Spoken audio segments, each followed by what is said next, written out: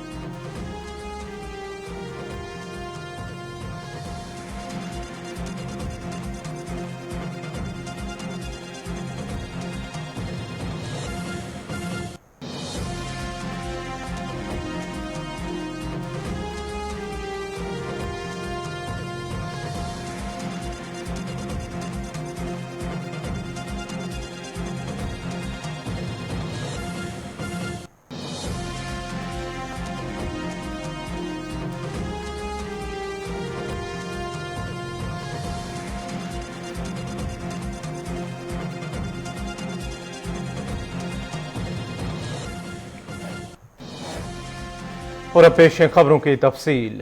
Ecuador के साहली शहर ग्याकुल की जेल में कैदियों के दरमियान होने वाली झड़पों में कम से कम 68 कैदी हलाक और दर्जनों जख्मी हो गए हैं।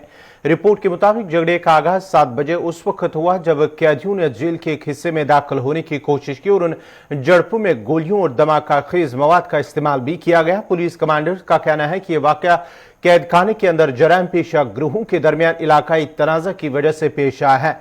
सूबे ग्यास के गवर्नर ने कैदियों के इस गैर इंसानी अमल की मजम्मत करते हुए कहा कि पुलिस ने मामले में मुदाखलत करके अमन अमान बहाल किया और मजीद कैदियों की जान जाया न होने दी। झगड़े के दौरान जेल के दरवाजे के बाहर सैकड़ों लोग जमा हो गए जो जेल में कैद अपने रिश्तेदारों की खैरियत जानने के लिए बेचैन थे। इक्वाडोर के जेलों में इस साल 300 से ज्यादा कैदी मारे जा चुके हैं क्योंकि जेल में हजारों कैदी मंशियात के गिरोहों से जुड़ जाते हैं और उनके दरमियान पुरतशद्दुद झड़पें अक्सर फसादात की शक्ल इख्तियार कर जाती है।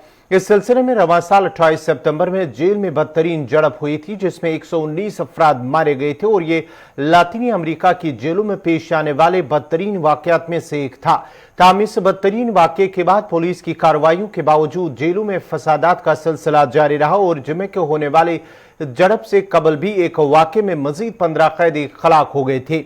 ग्यास की वाहिद जेल में 5300 कैदियों को रिहा किया जा सकता है, लेकिन इसमें गुंजाइश से 60% ज्यादा 8500 कैदी को रखा गया है।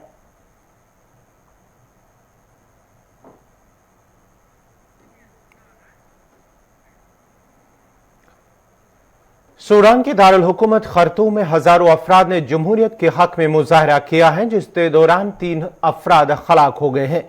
रिपोर्ट के मुताबिक एहतजाज के दौरान सिक्योरिटी फोर्सेज ने मुजाहिरीन पर फायरिंग की और आंसू गैस की शेलिंग की जिसके नतीजे में 3 मुजाहिरीन हलाक और मुतअद्दिद जख्मी हो गए।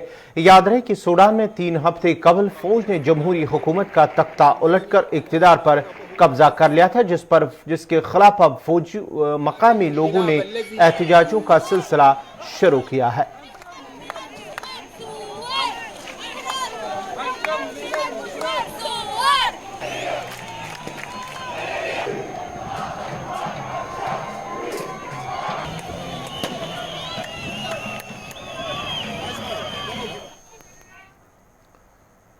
अक़वाम मुत्तहिदा के सेक्रेटरी जनरल एंटोनियो गुटेरेस ने दुनिया को खबरदार किया कि माहौलियाती तबाही एक शदीद बहरान की जानिब धकेल सकती है जिसके लिए फौरी इक़दामात की जरूरत है।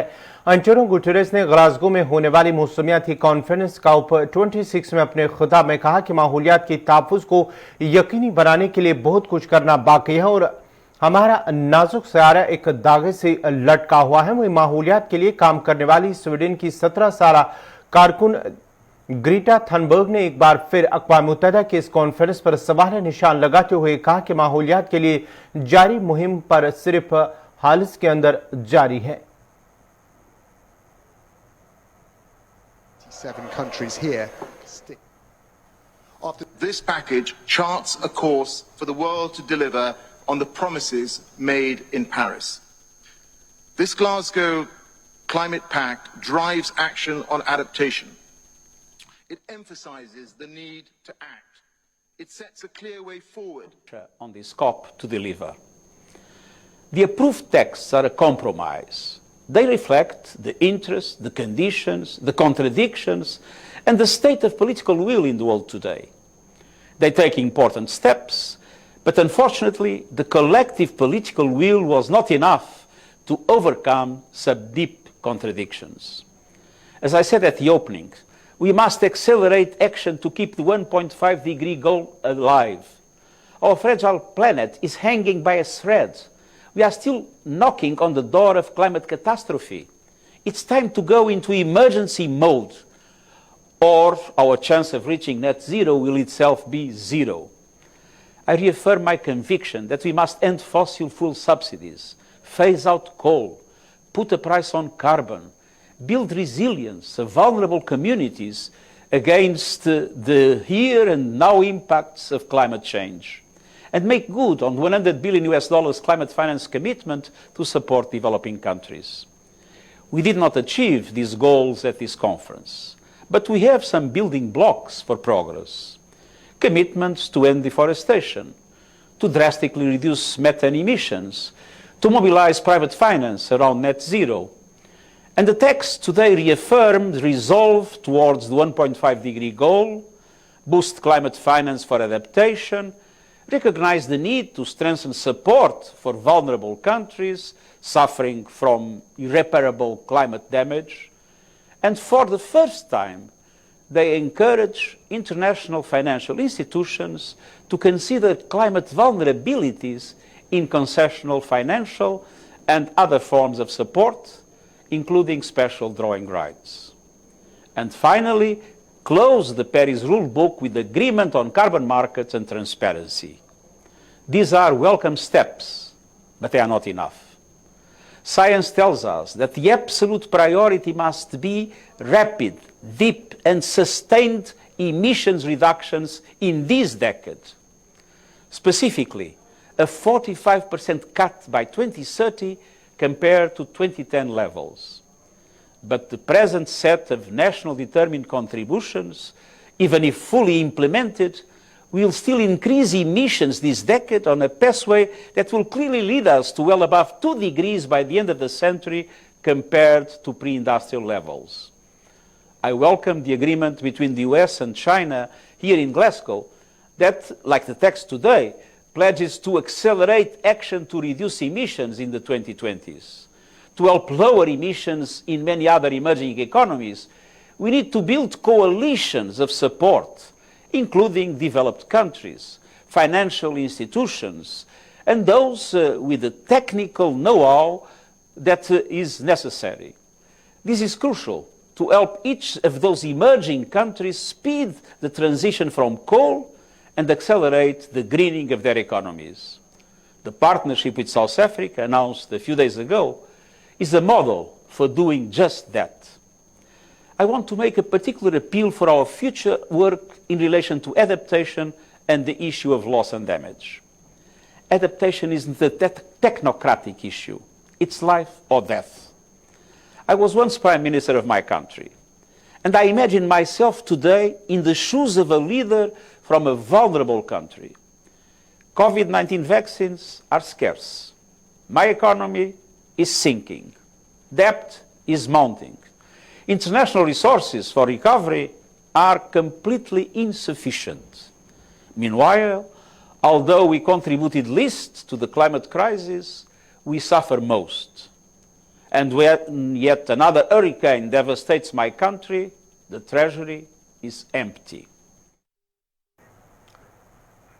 पोप फ्रांसिस ने सहाफत को मिशन करार देते हुए कहा कि सहाफियों के लिए जरूरी है कि वो अपने न्यूज रूम से बाहर निकले और ये दरियाफ्त करे कि बैरून दुनिया में क्या हो रहा है, ताकि अक्सर ऑनलाइन पाई जाने वाली गलत मालूमात का मुकाबला किया जा सके। पोप फ्रांसिस ने सहाफियों का शुक्रिया अदा करते हुए कहा कि चर्च में जो गलत हुआ उसके बारे में बताया। उन्होंने कहा कि कालीन के नीचे झाड़ू न देने में हमारी मदद करने के लिए और इस आवाज के लिए जो आपने बदसलूकी के मुतासरीन को दी है, इस पर बहुत बहुत शुक्रिया। पोप फ्रांसिस दो सहाफियों के एजाज में मुनक्कद एक तकरीब से खिताब किया, जिन्होंने अपना तवील पेशेवराना मुद्दत वेटिकन में गुजारा, जिनसे इस्तेसाल के स्कैंडल्स 2002 में सुर्खियों में आई, जब अमेरिका ने कई मज़ामीन लिखे जिसमें चर्च के पादरियों की जानिब से नाबालिगों के साथ बदसलूकी और चर्च के अंदर इन वाक़ात को छुपाने के कल्चर को बेनिकाब किया। इसके बाद ही कई ममालिक के चर्च में बेशुमार स्कैंडल सामने आए। हाल ही में फ्रांस, जहां अक्टूबर में एक बड़ी तहकीकात में पता चला है कि फ्रांसीसी पादरियों ने गुज़िश्ता 70 बरसों में 2 लाख से ज्यादा बच्चों के साथ जिनसी ज्यादती की है। नकादीन ने पोप फ्रांसिस पर इल्जाम लगाया कि उन्होंने 2013 में पोप बनने के बाद स्कैंडल्स पर बहुत सुस्त रद्दअमल जाहिर किया और अपने साथी पादरियों की बात पर बदसलूकी का निशाना बनने वालों के बारे में यकीन किया। 2018 में उन्होंने माजी की गलतियों को दूर करने की कोशिश की और अवामी तौर पर तस्लीम करते हुए वो चिली में एक केस के बारे में गलत थे और साथ ही उन्होंने अज़म का इजहार किया कि चर्च दोबारा कभी भी इस तरह की गलतियों को छुपाने की कोशिश नहीं करेगा। उन्होंने 2019 में ऐसे जुर्म के खिलाफ जंग का तकाजा करते हुए कहा था कि यह जुर्म को मुकम्मल तौर पर खत्म कर दिया जाएगा। पोप फ्रांसिस ने कहा, सहाफियों को एक मिशन करार देते हुए दुनिया की वजाहत करना, इससे कम मुहिम बनाना, इसमें रहने वालों को इससे खौफ कम करना। उन्होंने कहा कि सहाफियों को हमेशा ऑनलाइन रहने के जुल्म से बचने की जरूरत है। सब कुछ ईमेल, फोन या स्क्रीन के जरिए नहीं बताया जा सकता।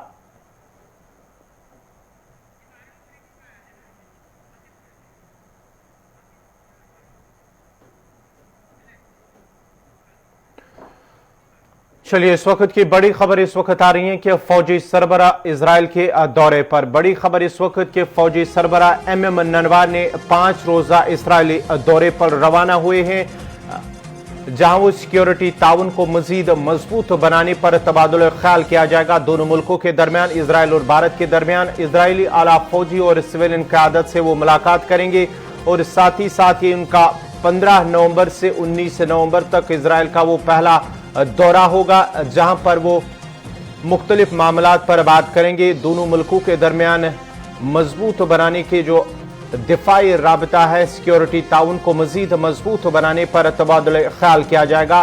फौजी सरबरा MM नरवाने का 5 रोजा इजरायली दौरा, इजरायली आला फौजी क़यादत के साथ साथ सिविलियन क़यादत से भी वो मुलाकात करेंगे। इन 5 दिनों के दौरान ये उनका 15 नवंबर से 19 नवंबर तक ये उनका पहला इजरायली दौरा होगा, जहां वो आज इजराइल के दौरे पर रवाना हुए हैं।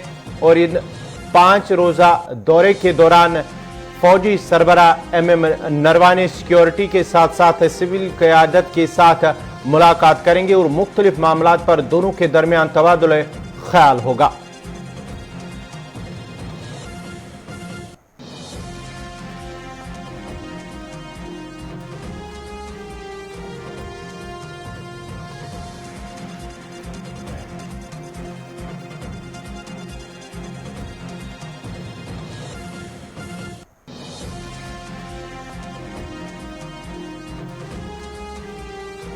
भारत के पहले वजीर आजम पंडित जवाहरलाल नेहरू की आज 132वीं सालगिरह है। पंडित नेहरू बच्चों में चाचा नेहरू के नाम से भी जाने जाते थे। बच्चों के साथ उनके खुसूसी लगाव देखकर यौम अतफाल भी मनाया जाता है। मुल्क इनकी कुर्बानियों को खराज तहसीन पेश करता है। मुल्क के वजीर आजम नरेंद्र मोदी ने उन्हें खराज तहसीन पेश किया। उन्होंने ट्वीट में कहा है कि मुल्क के पहले वजीर आजम पंडित जवाहरलाल नेहरू की उनकी यौम पैदाइश पर उन्हें खराज तहसीन पेश करता हूं। इसके अलावा कांग्रेस की रहनुमा राहुल गांधी के साथ साथ सोनिया गांधी ने भी उन्हें खराज अकीदत पेश किया है। राहुल गांधी ने साबिक वजीर आजम जवाहरलाल नेहरू को उनकी यौम पैदाइश पर खराज तहसीन पेश किया। उन्होंने कहा कि भारत अपने पहले वजीर आजम पंडित जवाहरलाल नेहरू का यौम पैदाइश मना रहा है। राहुल ने मजीद कहा कि उन्होंने जवाहरलाल नेहरू ने भाईचारा, मसावत और जदीद नजरिया के साथ मुल्क की बुनियाद रखी। तारीख में 14 नवंबर की तारीख आजाद भारत के पहले वजीर आजम जवाहरलाल नेहरू की सालगिरह के तौर पर कलमबंद की गई है। इस दिन को यौम अतफाल के तौर पर भी मनाया जाता है। काबिल जिक्र है कि जवाहरलाल नेहरू 14 नवंबर 1889 को उत्तर प्रदेश के इलाहाबाद में पैदा हुए हैं। बच्चों से बहुत ज्यादा प्यार करते थे और बच्चे उन्हें चाचा नेहरू भी कहते थे। सन 1964 तक भारत में 20 नवंबर को यौम अतफाल मनाया जाता था, लेकिन जवाहरलाल नेहरू की मौत के बाद उनकी सालगिरह 14 नवंबर को यौम अतफाल के तौर पर मनाने का फैसला किया गया था। बहुत से ममालिक में 1 जून को यौम अतफाल के तौर पर मनाया जाता है। कुछ ममालिक अक़वाम मुत्तहिदा के एलामिया के मुताबिक 20 नवंबर को यौम अतफाल मनाते हैं।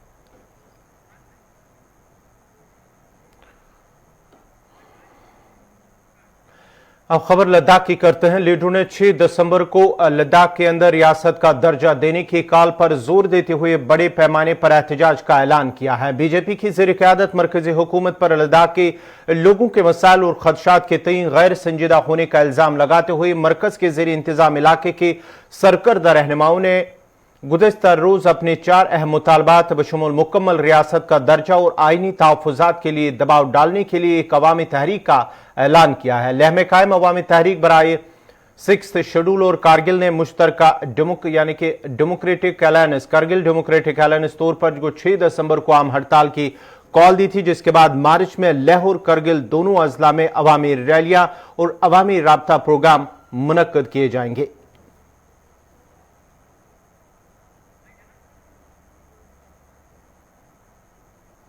Kargil Democratic Alliance yang le ngata apex body ngis ke zungdele ngata meeting song tenok tenye jerang sama tukyu sulok isa ngunla langpok ngis zungdele ga meeting song tenpin langpok sing ngaje Kargil ayong spintel tene Kargil ngata delegation KDA sama le skut karju tene I sumpa meeting bo tene ngaje len apex body तकरीबन संगमा योती ना सिर्फ BJP ना ngaje MP साहब को उन ngaje मस्कुट ले नूर बख्श ते को इंग्जुक स्कुट रखिन मन ngaje apex body member Sangma देरिंगी का यों से ले थाक छते ता इवा समसिंग ता इग्नोर चोरंग ते वो गबगल लाते ने ता म संटे समा लोग से ले करगिल तुंडेल ला apex body ना केडी है तेने ता योंचे सने तेने तू से ना ता कोर्स ऑफ एक्शन जिंगा ता चो कोर्स पा ते देरी मीटर ना ते वो थाक छोड़ ले तोरे दिसंबर से 2 जगह 6 दिसंबर जगह लेना करगिल पूरा चक्का जाम ना पूरा बंद चोचेस गजे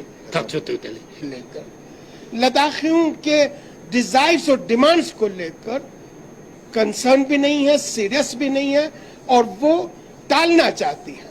इसलिए ये तीसरी मीटिंग एपेक्स बॉडी और केडीए का आज करगिल में हुआ है, जिसमें हमने डिसाइड कर लिया है कि बहुत सख्ती के साथ पूरी पब्लिक को लेकर राइट फ्रॉम मटाइन से लेकर आपके चुशुल तक पूरी लद्दाख के पब्लिक को लेकर गवर्नमेंट ऑफ इंडिया को ये बताने के लिए कि लद्दाखी अब खामोश बैठने वाले नहीं हैं।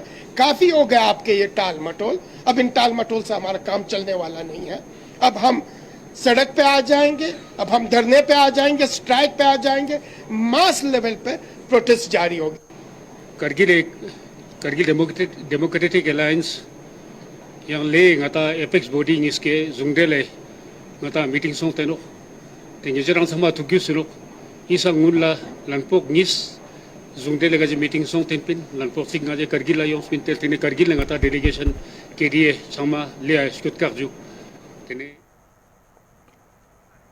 जनूबी कश्मीर के पुलवामा में गुज़श्ता शब नामालूम अफराद ने एक टिप्पर को आग लगा दी, जिसके दौरान टिप्पर को काफी नुकसान पहुंचा है। ज़राए का कहना है कि ललहार पुलवामा इलाके में गुज़श्ता शब नामालूम अफराद ने फिरदौस अहमद भट्ट की टिप्पर में आग लगा दी, जिसकी वजह से गाड़ी को शदीद नुकसान पहुंचा है। ताहम अभी तक ये मालूम न हो सका कि किन अफराद ने टिप्पर में आग लगा दी और क्यों लगाई।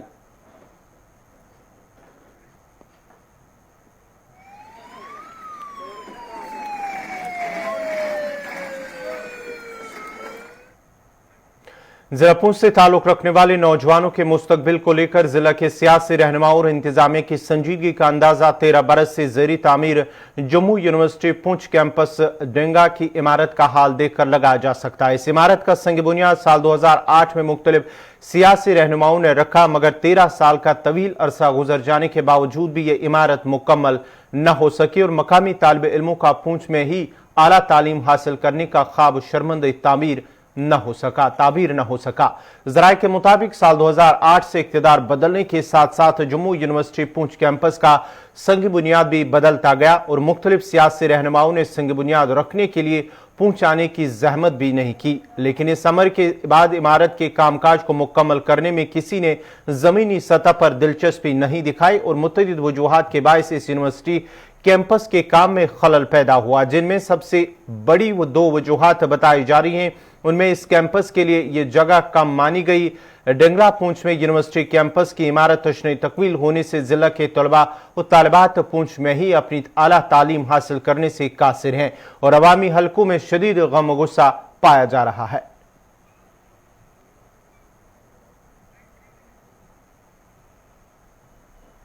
ऐसा है कि 2007 के अंदर पुंछ और भद्रवा को यूनिवर्सिटी मिली थी, लेकिन भद्रवा की यूनिवर्सिटी 1 साल के अंदर ही कंप्लीट होकर वहाँ पर क्लासेस चालू हो गई। लेकिन बड़ी बदकिस्मती के साथ मुझे कहना पड़ता है कि 2007 के अंदर जो काम शुरू हुआ था वो थोड़ी देर के बाद यहाँ जो बिल्डिंग का पहला एक लेंटर पड़ने के बाद वो काम वहीं पर बंद हो गया, लेकिन उसके बाद यहाँ पर इसको कोई प्रोग्रेस नहीं की गई। आज 13 साल 14 साल हो गए हैं इस यूनिवर्सिटी के काम को शुरू है, लेकिन यहाँ पर इस तरफ किसी ने भी इसको तरफ ध्यान नहीं दिया है। मैं समझता हूँ सरकार की एक बहुत बड़ी नालायकी है। एक जो प्रोजेक्ट पास होकर आता है, खासकर जो यूनिवर्सिटी है वो बहुत बड़ी जरूरत है हमारे पुंछ के लोगों के लिए। और सबसे बड़ी बात मैं आपके माध्यम से कहना चाहता हूँ, ये जो जगह है पुंछ डिंगरा के अंदर जहाँ पर यूनिवर्सिटी बनी है, एक तो ये मेन रोड के ऊपर है, पुंछ से भी 20 मिनट लगते हैं यहाँ पर आने पे, मंडी से भी 20 मिनट, सुरकोट से 30 मिनट, हर जगह से ये बराबर सेंटर प्लेस था और सबके लिए मुफीद थी।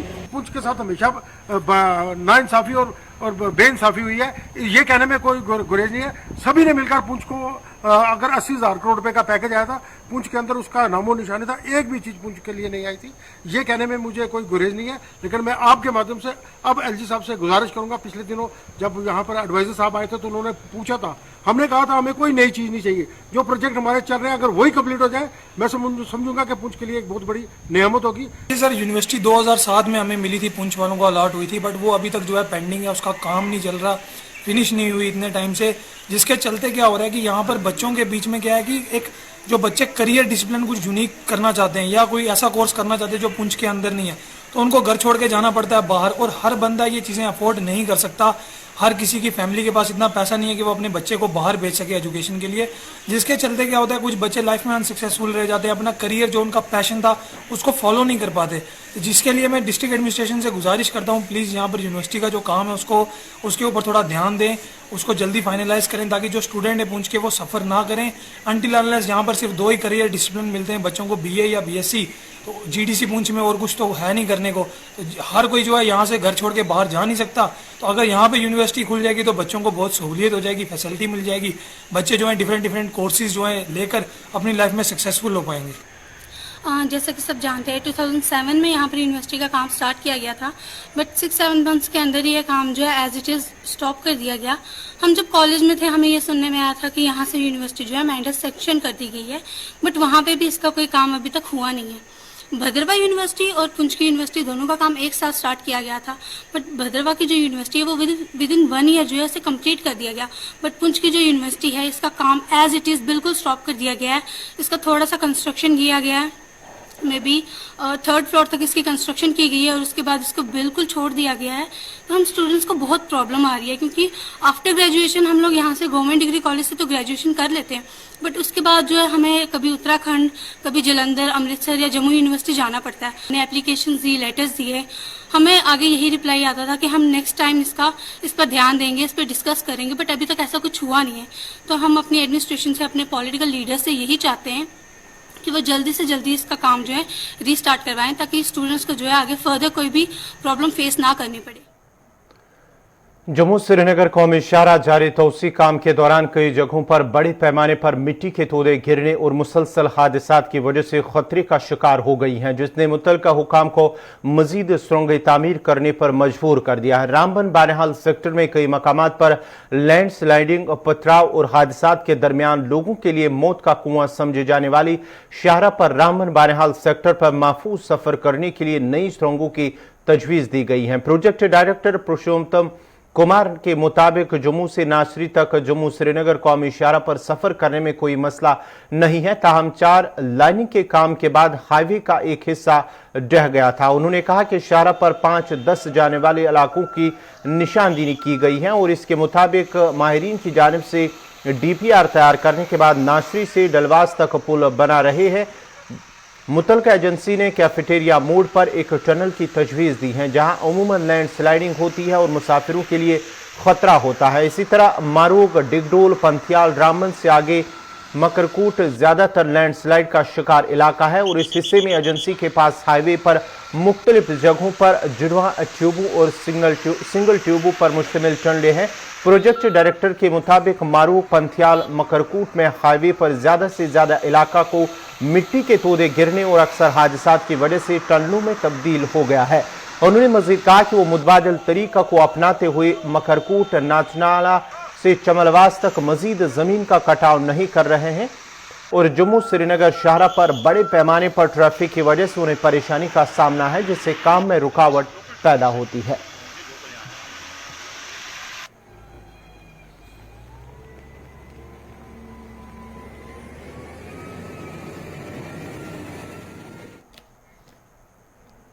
इसी के साथ ही अभी तक का उर्दू खबरनामा इख्तिताम पजीर हुआ। चाहता है अपने मेजबान गौहर कुछ को इजाजत दीजिए। अल्लाह हाफिज।